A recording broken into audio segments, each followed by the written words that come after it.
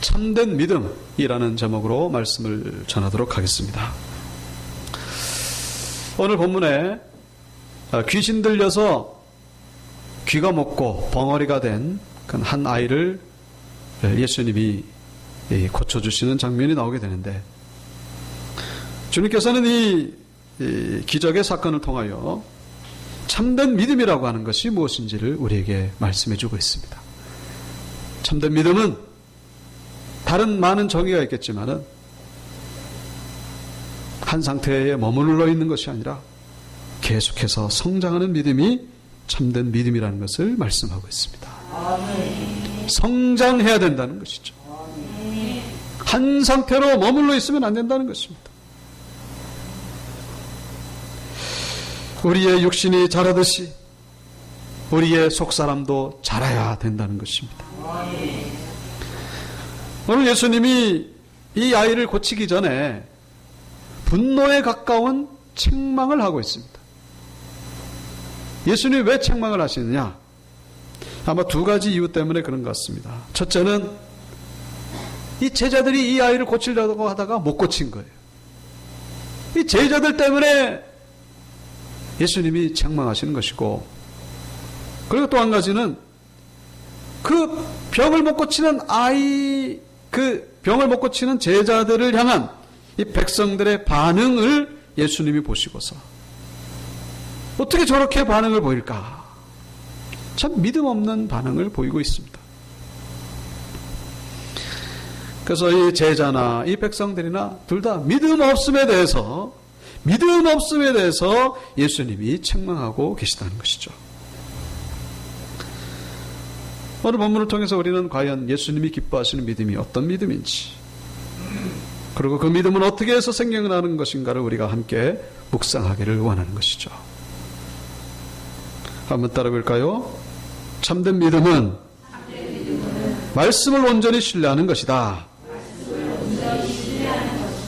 믿습니까? 말씀을 온전히 신뢰하는 것. 말씀을 믿는 것이 참된 믿음이다라는 것이죠. 그래서 우리는 말씀을 사모해야 돼요. 말씀을. 그래서 말씀을 듣기 위해서 우리는 부지런히 성전을 찾아와야 된다는 것입니다. 그래서 이 성전과 나와의 거리가 바로 그 믿음의 상태를 얘기를 해준다는 거예요. 성전과 나와의 거리가 하나님과 나와의 거리라는 거예요. 성전이 멀어지십니까? 그럼 하나님이 지금 멀리 계신 거예요. 성전이 가깝게 느껴지십니까? 그러면 하나님이 지금 가까이 계시는 거예요. 오늘 본문에 나오는 이 병든 아이, 그러니까 귀신 들려가지고 간질병 증세를 보이고 있죠. 이 아이의 아버지의 영적인 상태는 한마디로 참 별로 좋지 않은 그런 상태인 것을 보게 됩니다. 말씀에 대한 신뢰가 없었다는 것이죠. 그래서 이 아버지가 이 아이에 대해서 얘기를 하는 거 보면은 이 아이가 참 아주 비참한 상태입니다. 그래서 이 아이를 실제로 데리고 왔더니 예수님 앞에서 막 그냥 굴르고 경련을 일으키고 그리고 거품을 흘리면서 정말 그 발작 증세를 보이는 거예요. 뭐 정말 정신없죠. 뭐 어떻게 제어하기가 어려울 정도로 그런 아이의 모습을 보시면서 예수님이 그 자리에서 바로 고치신 것이 아니라 아이 아버지에게 질문을 던집니다. 무슨 질문을 던집니까? 언제부터 이렇게 됐느냐? 언제부터 이렇게 됐느냐? 그랬더니 어릴 때부터 이렇게 됐습니다. 그렇게 대답을 합니다. 자, 예수님이 왜 이런 질문을 하셨을까? 다른 환자들은 오면은 그냥 바로바로 고쳐주시는데 물어보시는 거예요. 언제부터 이렇게 됐느냐? 우리가 병원에 가면은 가끔씩 의사에게 듣는 말이 있죠. 어쩌다가 이 지경이 되도록 병원에 한 번 오지 않았습니까? 응? 정신이 있는 겁니까? 없는 겁니까? 뭐 야단 맞을 때가 있잖아요. 병을 왜 키웠느냐고 하면서 어쩌면 예수님도 그런 의미로 물어본다고 말할 수 있습니다. 아이가 이렇게 되도록 왜 진작에 나에게 찾아오지 않았느냐 하는 것이죠. 다시 말씀드리면 예수님에 대한 소문은 이미 퍼질 대로 퍼졌습니다. 웬만한 백성들은 다 알아요. 오병이어의 기적, 죽은 자를 살리고 물리를 걷고 풍랑을 잔잔하고, 예수님에 대한 소문은 다 퍼졌습니다. 그럼에도 불구하고 왜 이제 찾아왔느냐 하는 것이죠. 좀 더 일찍 왔더라면 아이가 고통이 덜했을 텐데, 이 그렇게 고통이 심하도록 왜 그냥 있었느냐? 왜 나오지 않았느냐? 왜 나오지 않았을까요? 믿음이 없었기 때문이라고 말할 수 있는 것이죠. 예수님의 말씀에 대한 믿음이 없었던 거예요. 믿음이 없으니까 긴가민가 한 거예요. 갈까 말까? 가봐야 뭐 별 볼 일 없겠거니. 뭐 여러 가지 자존심 문제도 있을 것이고, 여러 가지 복잡한 생각이 있을 것입니다. 예수님은 이런 의미를 가지고 이분에게 질문을 던지는 거예요. 왜 이렇게 이 지경이 되도록? 그래서 오늘 본문 17절에도 보면은 이 아이의 아버지가 예수님을 향해서 선생님이라고 부릅니다. 선생님. 사실 예수님이 듣기를 원했던 단어는 뭡니까? 주님이시죠. 하나님의 아들, 메시아라는 그런 단어를 듣고 싶었습니다만은 그냥 선생님이라고 부르겠습니다. 선생님은 뭡니까? 그냥 사람이란 얘기죠. 예수님이 기적을 일으킨 가장 큰 목적은 하나님의 아들이고 내가 메시아라는 것을 보이기 위함인데 여전히 그렇게 믿지를 못하는 거예요. 선생님. 그래서 이 선생님이라는 단어가 여기 24절에 보시면은 우리 한글 성경에는 없습니다만은 영어 성경에 보면은 로드라는 단어가 나와요. 그냥 내가 믿나이다가 아니라 주여 내가 믿나이다. 이 선생님이라는 단어가 주여로 바뀌게 되는 것이죠. 비로소 주님 앞에 나와가지고 이제 믿음이 생기기 시작하는 거예요. 여기 22절에도 보시면은 이 분이 뭐라고 얘기를 합니까? 뭘 할 수 있거든 도와주시옵소서 그러는 거예요. 뭘 할 수 있거든. 이게 무슨 얘기예요? 가능하다면 도와주옵소서 그러는 거예요. 가능하다면. 이 말은 또 무슨 얘기입니까? 가능하지 않을 수도 있다 이런 의미가 내포되어 있는 것이죠. 예수님 당신이 지금 하는 일 가운데에는 불가능할 수도 있다 이런 지금 의심이 지금 들어가 있는 거예요. 지금. 그랬더니 예수님 뭐라 그러십니까? 할 수 있거든이 무슨 얘기냐? 가능하다면 이게 무슨 얘기냐 도대체? 그렇게밖에 믿음을 가지지 못하느냐 그런 얘기죠. 당신이 하시는 일은 뭐든지 할 줄로 믿습니다. 좀 이랬으면 좋겠는데 왜 그렇게 의심을 하느냐 이런 얘기죠. 믿는 자에게는 능치 못할 일이 없느니라 그러면서 주님이 말씀하고 계시는 것이죠. 그러니까 24절에 뭐라 그럽니까? 비로소 이 아이 아버지가 고백하죠. 믿음 없는 것을 도와주시옵소서. 믿음 없는 것을. 그러니까 믿음이 없다는 것을 비로소 실토하는 거예요. 고백하는 거예요.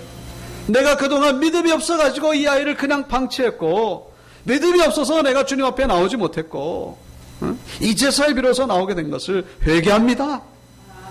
믿음이 없다는 것을 비로소 회개하고 있는 그런 아이의 아버지의 모습을 보게 됩니다. 우리는 마태복음 15장에 가보시면은 그 딸이 귀신 들려가지고 예수님께 나온 어떤 한 이방 여인을 우리가 만나게 되죠. 수로보니게 여인. 예수님은 이 여인을 향해서 뭐라고 말씀하는지 아시죠? 내 믿음이 크도다. 내 소원대로 되리라. 주님이 말씀하신 적이 있습니다. 내 믿음이 크도다. 오늘 이 본문에 나오는 이 아이의 아버지와는 너무나 비교되는 그런 모습이죠. 그리고 또 마태복음 8장에도 보면은 종이 병들어 가지고 예수님 앞에 나왔던 로마 군인 백부장. 그 백부장을 향해서도 예수님 뭐라고 말씀하십니까? 내가 이스라엘 중에 이만한 믿음을 내가 본 적이 없다. 어느 누구도 이스라엘 백성들 가운데에 이보다 더 큰 믿음이 없다, 그런 얘기죠.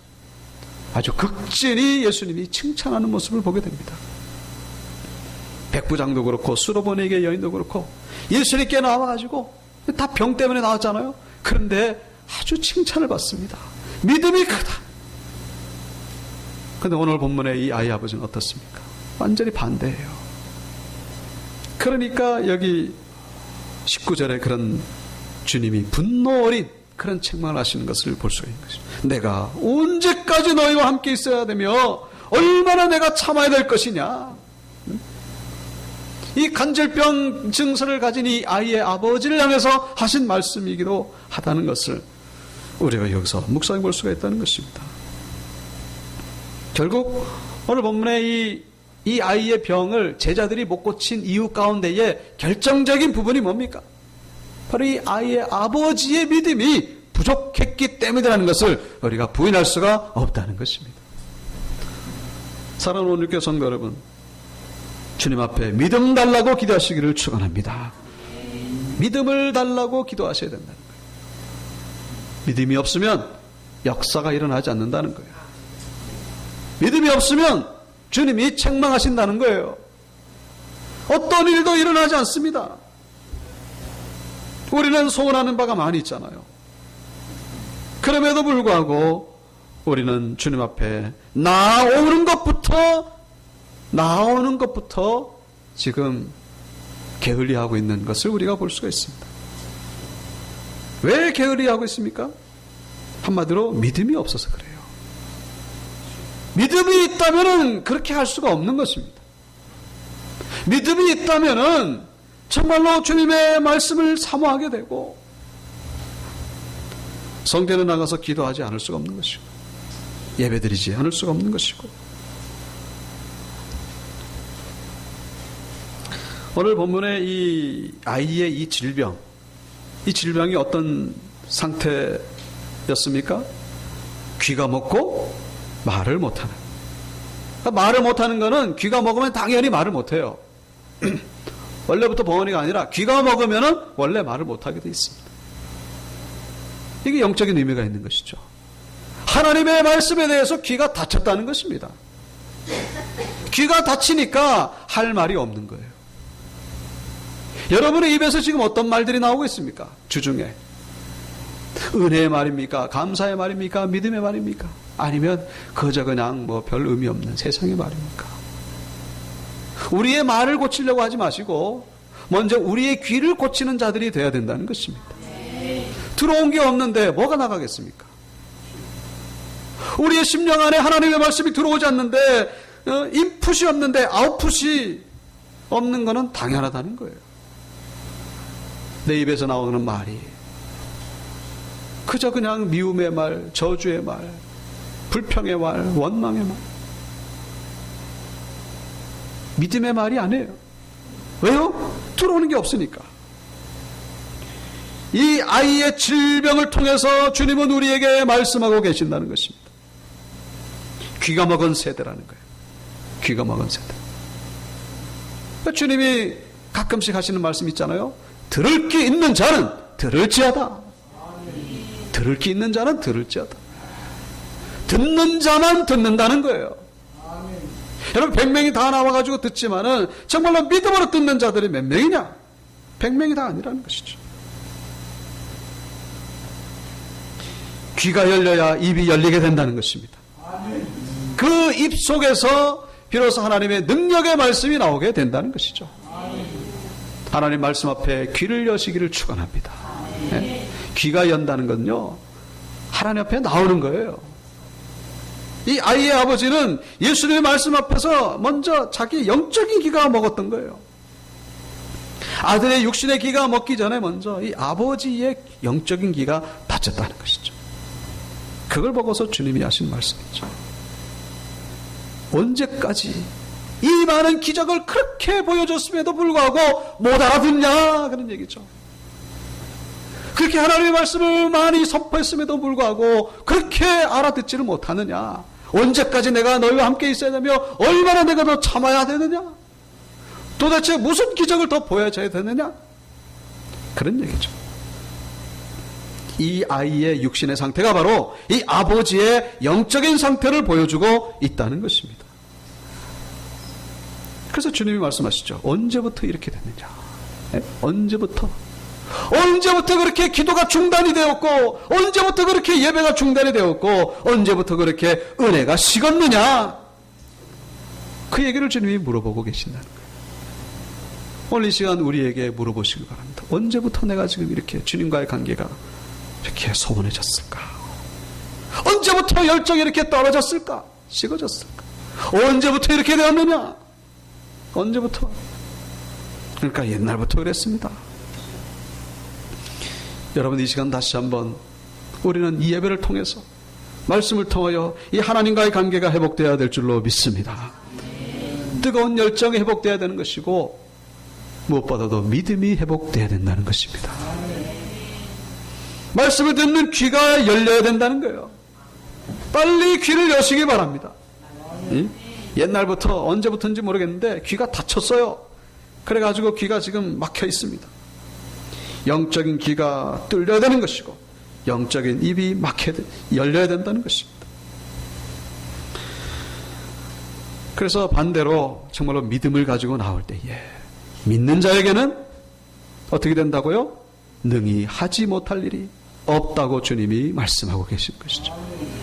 이런 은혜가 임하기를 축원합니다. 믿는 자들이 되셔가지고 하나님의 기적을 체험하는 자들이 되어야 된다는 거예요. 요즘에 우리 믿지 않는 자들에게도 감동이 되고, 특별히 믿는 자들에게 아주 감동이 되는 그런 영화 한 편이 상영되고 있는데, 35년 전에 만들어진 영화가 지금 다시 리메이크 돼가지고 상영되고 있습니다. 불의 전차라고 하는 그런 제목의 영화입니다. 영국의 그 육상 영웅 에릭 리델이라고 하는 분, 이분이 또 선교사이기도 합니다. 그분에 대한 이야기예요. 이분이 제8회 올림픽 프랑스에서 열렸는데, 그 옛날이죠. 근데 이분이 100m 달리기 선수로 출전하게 됐습니다. 근데 금메달은 이미 확보된 그런 상태. 왜냐하면 이분하고 겨루어가지고 이길 수 있는 분이 없어요. 나가면 이제 금메달은 이미 따놓은 그런 상태죠. 근데 이분이 그 출전을 포기를 합니다. 근데 포기하는 이유가 뭐 몸이 다쳐서도 아니고, 뭐 누가 무슨 협박을 해서도 아니고, 한 가지 이유. 뭐 때문에요? 그날이 바로 주일이었습니다. 주일 예배 드리는 그것 때문에. 그 이유밖에 없었어요. 그러니까 난리가 났죠. 나라가 난리가 난 거예요. 그래서 황태자까지 나섭니다. 영국의 황태자가 나서면서 제발 좀 그러지 말고, 그거 뭐 100m 다니는데 몇 초면 되잖아요. 그거 좀 달려달라고. 그 금메달 따야 영국도 위상이 올라가지 않습니까? 그럼에도 불구하고 거절합니다. 그러니까 이 영국 사람들이 전부 다 저 배신자라고, 매국노라고, 저기 정신 나갔다고. 여러분, 금메달 따면 또 나라에서 얻는 그 보상금이 얼마나 많습니까? 예? 근데 그거를 포기하는 거예요. 뭐 때문에요? 주일 예배 그 1시간 때문에. 물론 시간이 다를 수도 있어요. 그러나 그 주일 자체를 지금 지키기 위해서. 이것은 참 의미가 있는 행동입니다. 이것은 의미 있는 행동. 만약에 에릭 리델이 아마 개인적인 일 때문에 라면은 아마 그냥 개인적인 일을 봤을 수도, 물론 그러진 않았겠지만은, 이거는 의미가 다른 겁니다. 모든 사람들이 보고 있는 거예요, 지금. 금메달보다 더 귀한 것이 바로 하나님 앞에 드리는 예배다. 그 상금보다 귀한 것이 하나님 앞에 드리는 예배다. 그러면서 결국은 경기는 그대로 진행되고, 이분은 어디선가 가서 예배를 드리고, 그 예배 시간에 또 간증도 하고, 그렇게 주일을 보냈어요. 그리고 나서 이제 그 다음에 주중에 또 경기가 있는데 400m 달리기에 이분이 나가게 됐어요. 원래는 계획이 없던 건데 100m를 안 나갔으니까 이제 400m라도 나가라. 근데 400m와 100m는 여러분이 아시겠지만은 이 경기하는 내용이 달라요. 빨리 달린다고 해가지고 이기는 게 아니라 400m는 이 체력이 있어야 됩니다. 200m 전속력을 달리다 보면요, 체력이 완전히 그냥 뚝 떨어집니다. 거기서부터는 이게 스태미나가 있어야 이제 달리는 것이지. 근데 이분은 아주 체격도 왜소하고, 그리고 다른 선수들은 모두가 다 참 기록을 가지고 나온 선수이기 때문에 누구도 이 에릭 리델이 우승권에 든다는 것은 생각도 못했습니다.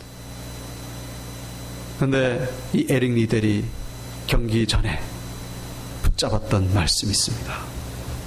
그게 뭐라면 바로 이사야 40장 30절. 소년이라도 피곤하며 곤비하며 장정이라도 넘어지며 쓰러지되 오직 여호와를 앙망하는 자는 새 힘을 얻으리니 독수리가 날배치며 올라감 같을 것이요 다른 박질하여도 곤비하지 아니하겠고 걸어가도 피곤하지 아니하리로다. 이 말씀을 붙잡고 나간 거예요. 어떻게 됐겠습니까? 네. 모든 사람들의 예상을 완전히 뒤엎고 이제 1등으로 그 결승선을 통과하게 된 것이죠. 놀라운 것은 그때 그 성적이 이후 16년 동안 깨지지 않은 기록이 됐다. 기적이죠, 기적. 누구도 생각하지 못했던. 나중에 이 기자들이 묻습니다. 어떻게 그렇게 달렸냐고. 그때는 이분이 뭐라고 대답했냐면 처음에 200m는 최선을 다해서 달렸고 나머지 200m는 하나님이 도와주셔가지고 하나님이 도우시는 힘으로 말미암아 내가 달렸더니 그렇게 우승하게 되었나라고. 놀라운 것은 이분이 금메달을 따고 나라에 돌아오니까 여기저기서 오라는 데가 얼마나 많습니까? 근데 그거 다 뿌리치고 중국으로 선교사로 갑니다. 그래서 거기 가서 선교사에 가다가 일본군에게 붙잡혀가지고 결국 거기서 순교를 당하게 됐다고 하는 그런 이야기가 있습니다. 여러분, 이분은 믿음으로 승리한 자인 줄로 믿습니다. 어느 누구도 이분의 삶이 불행했다고 얘기하는 분은 없습니다. 이분은 하나님의 말씀을 믿었더니 승리했음을 우리에게 보여주고 있는 것이죠. 정말 국가의 영웅일 뿐만 아니라 신앙의 영웅인 것입니다. 말씀을 붙잡을 때에 이런 역사가 일어나게 된다는 거예요. 여러분, 이런 은혜의 주인공 되기를 축원합니다. 기적의 주인공들이 우리가 되어야 된다는 거예요. 뭐 할 때요? 말씀을 붙잡을 때, 말씀을 신뢰할 때. 자, 두 번째 마지막입니다. 진정한 믿음. 따라볼까요? 참된 믿음은 다시요. 참된 믿음은 기도하는 믿음이다. 믿습니까? 기도하는 믿음이 진짜 믿음이라는 거예요. 예? 기도하지 않으면은 그 믿음이 가짜일 수도 있다는 거예요. 예? 오늘 본문에 이 제자들이 진짜 황당한 겁니다. 창피하기도 하고 정말 수치스러운 거예요. 왜냐? 고칠 줄 알았는데 못 고치니까. 그래가지고 예수님이 그 현장에 나타나셔가지고 왜 이렇게 시끄럽냐 그랬더니 차마 제자들 입으로는 얘기를 못하는 거예요. 우리가 지금 이 아이를 못 고쳐가지고 이러고 있습니다. 그렇게 못하는 거예요. 창피하니까. 그래서 이 모든 상황을 알린 사람이 바로 아이의 아버지였습니다. 이 제자들이 황당한 이유가 있죠. 예수님은 원래 고치지만은 제자들은 사람이니까 못 고칠 수도 있겠다. 그렇게 생각할 수 있겠지만은 그렇지 않습니다. 우리 6장 12절 13절에 보면은 이 제자들이 예수님이 주신 권세를 가지고 엄청난 기적을 일으켰던 것을 우리가 볼 수가 있습니다. 6장 12절에 보시면 제자들이 나가서 회개하라 전파하고 많은 귀신을 쫓아내며 많은 병자에게 기름을 발라 고치더라. 마태복음에도 나오고 마가복음에도 나오고 누가복음에도 나옵니다. 뭐라고요? 수많은 환자를 고치고 수많은 귀신을 쫓아냈다는 거예요.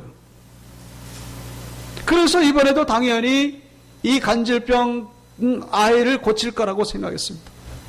근데 고치기는커녕 쩔쩔매고 있습니다. 그러니까 제자들이 황당한 거예요. 도대체 왜 못 고치는 것일까? 알 수가 없는 것이죠. 그런데 그때 주님이 오셔서 고치고 보란 듯이 예수님이 고치시죠. 나중에 집에 들어갔을 때 28절에 나오죠. 제자들이 조용히 묻습니다. 주님, 왜 우리가 그때 못 고쳤습니까? 그 이유가 뭡니까? 지난번에 분명히 우리가 많은 환자들 고쳤지 않습니까? 그런데 이번에는 왜 못 고쳤습니까? 좀 이유를 알게 해 주시옵소서. 그때 예수님 뭐라고 말씀하시죠? 기도 외에는 이런 유가 나갈 수 없느니라. 무슨 얘기입니까? 너희들과 나와의 차이는 내가 단순히 하나님의 아들이고 너희는 사람이고 이 차이가 아니라 나는 기도했고 너희들이 기도 안 했다, 그런 얘기죠. 다시 말씀드리면은 그때 엄청난 기적의 역사가 일어났지만은 그 이후로 제자들이 뭘 했다고요? 기도를 안 했다는 거예요. 기도를 안 했다는 거예요. 너희들 지금 기도 안 한 거를 지금 너희들 분명히 드러난 거를 봐라. 다시 말씀드리면은 기도의 중요성 깨닫게 하기 위해 가지고 하나님이 이 아이를 제자들에게 붙여주신 것입니다. 하나님이 붙여주신 거예요. 뭐 때문에요? 기도의 중요성 알게 하려고. 사랑하는 성도 여러분, 여러분 기도하지 않는다면요, 안심하지 마십시오. 반드시 이런 문제가 다가올 수 있다는 사실. 왜요? 제자의 삶은 기도하는 자의 삶이라는 것을 잊지 마시기 바랍니다. 그 기도의 중요성 깨닫게 하려고 반드시 이런 문제를 붙여주신다는 거예요. 만나지 않았으면 하는 그런 문제가 우리 삶 가운데 다가올 수 있다는 거예요. 그거를 통해서 기도해야 되겠구나, 기도 안 하면 안 되겠구나, 이거를 뼈저리게 느끼도록 창피하기도 하고 수치를 당하기도 하고. 여러분 그러기 전에 기도하시기를 축원합니다. 이런 문제 만나기 전에 기도하는 자들이 되어야 된다는 거예요. 그래서 참된 믿음은 어떤 믿음? 기도하는 믿음이라는 거예요. 기도할 때 이런 역사가 나오게 된다는 것입니다. 믿는 자에게 능치 못할 일이 없느니라 처럼. 그래서 여기 23절과 29절은요 같은 말씀이에요. 같은 말씀. 마태복음에 보면은 기도라고 예수님이 대답하지 않습니다. 제자들이 왜 우리는 못 고쳤습니까? 그랬더니 마태복음에는 예수님이 뭐라고 말씀하시냐면은 너희들 믿음이 없어서 그랬다. 마태복음에는 믿음이 없어서 그렇다 그러고 여기 마가복음에는 기도 안 해서 그렇다라고 그렇게 말씀하시죠. 무슨 얘기예요? 기도와 믿음이 같은 거라는 것입니다. 믿음이 있으면 기도하는 것이고 기도 안 하는 것은 믿음이 없다는 거예요. 역사를 보기를 원하신다면 기도하시기 바랍니다. 기도해도 역사가 없다면요 하나님의 또 다른 계획이 있는 거예요. 응? 기도는 기본입니다. 역사가 없으니까 기도 안 한다, 이거는 마귀의 속임수예요. 마귀의 속임수. 응? 기도 안 하는 자는요 믿음이 없는 거예요. 한 가지 더 말씀드립니다. 이것도 영화 이야기인데 실제 영화, 실제 사건을 배경으로 한 영화 Miracle from Heaven, 천국으로부터 온 기적, 그런 얘기죠. 에나벨 빔이라고 하는 저 실제 아이입니다. 12살 날 소녀예요. 어쩌면 오늘 본문에 나오는 그런 아이처럼 그런 연령일 수도 있겠죠. 이 소녀 아이가 불치병에 걸립니다. 병원에서는 진단을 못 내려요. 도대체 무슨 병인지 알 수가 없고. 그래가지고 점점 시름시름 죽어갑니다. 병원에서는 원인도 밝혀내지 못한 채. 그러다가 어느 날 이 아이가 그 집 앞에 있는 나무에 올라가다가 나무에서 떨어집니다. 10m로 떨어져요. 머리부터 떨어집니다. 그래가지고 이 아이는 죽었구나. 근데 놀라운 것은 이 찰과장만 입은 채 그냥 나옵니다. 그리고 더 놀라운 것은 그 병에서 완전히 고침받았다는 거예요. 그리고 더 놀라운 것은 이 아이가 그 순간에 예수님을 만났다는 거예요. 천국에 갔다 온 겁니다. 그래가지고 이게 영화가 돼가지고 올해 5월달인가 그때 나온 적이 있습니다. 저 아이예요. 에나벨 빔. 중요한 것은 이 아이의 부모가 그 순간에 했던 것이 있죠. 하나님 앞에 간절히 기도했다는 것입니다. 간절히 부르짖어 기도했다는 거예요. 이 아이를 놓고서 병을 고쳐달라는 것뿐만 아니라 지금 10m 아래로 떨어져가지고 죽느니 사느니 살려달라고 놀라운 것은 지금 완전히 회복돼가지고 병원에서도 지금 놀라고 있는 거예요. 완전히 회복돼가지고 하나님 앞에 영광 돌리고 있는 것을 볼 수가 있습니다. 사랑하는 교회 성도 여러분, 정말로 하나님 앞에 믿음의 백성이 되기를 원한다면 말씀을 사모하시길 바랍니다. 기도의 자리에 나오시기를 축원합니다. 그래서 하나님의 역사를 경험하시고 하나님 앞에 칭찬 듣고 또 하나님이 기뻐하시는 교회를 세워가는 우리 모두가 되기를 주님의 이름으로 축복하며 기원드립니다.